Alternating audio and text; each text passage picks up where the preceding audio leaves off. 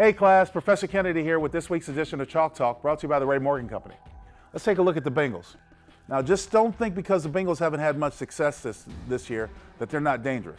You got to keep in mind, the coach once told me those guys on the other side of the ball get paid too. So they can be dangerous. And the last thing you want to do is catch a team sleeping. The Raiders are rolling on a high after 2 wins, and when the Bengals come in, we don't want to have any letdowns. So get yourself focused and get yourself ready to go to take on the Cincinnati Bengals. Let's take a look at one of their playmakers. Brandon Wilson leads the league with 37 yards average return. Now the reason why that's dangerous is because a lot of times special teams don't always go down with the same amount of passion at times to start a game because they think there's going to be a touchback. But we've seen in certain cases where guys like him, who ran a 4.36 40, will take it out of the end zone even when they think they're going to call a touchback. Let's take a look at this first kickoff return. Wilson's going to take the ball in the end zone. And I want to draw your attention as we slow it down. After he gets the ball, look at the Bengals colors, cover up the Cardinal colors. There's a hat on every opposing jersey. There's a double team, there's ISO, there's a double team, and then Wilson shows dramatic speed as he breaks to the second level. And trust me, it's never good when your kicker has to make a tackle. Now this return is going to be very similar setup. You see the double team, you see the isolation, and even though there's a little color in the second level, Wilson is going to show some nifty moves as he works through traffic and picks up a 61-yard return. Now, the reason why this was so pivotal, because the Bengals were able to score off of this and tie up the ball game.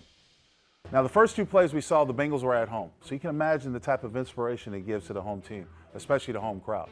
They were able to score off of those possessions after those big turnovers by special teams to put the ball on the plus side of the field for them. Now, in this instance, just like in our situation, the Bengals are coming to us. They're taking on the Ravens in Baltimore. They only lost this game by 7 points.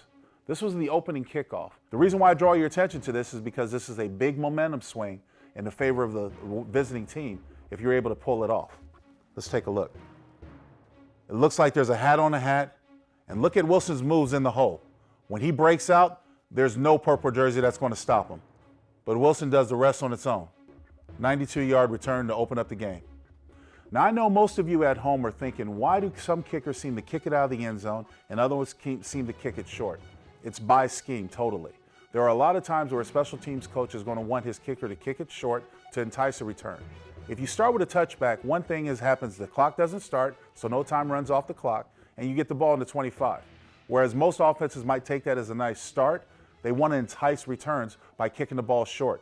If you put it on the goal line or just shortly before the goal line, kick returners are going to have to return it. And if you have a good special teams, you can probably tackle them inside the 20 or before they get to that 25-yard line mark. So when you're playing a team like the Bengals that has nothing to lose, you have to be prepared for everything. And a lot of times, it's the special teams that try to make the difference.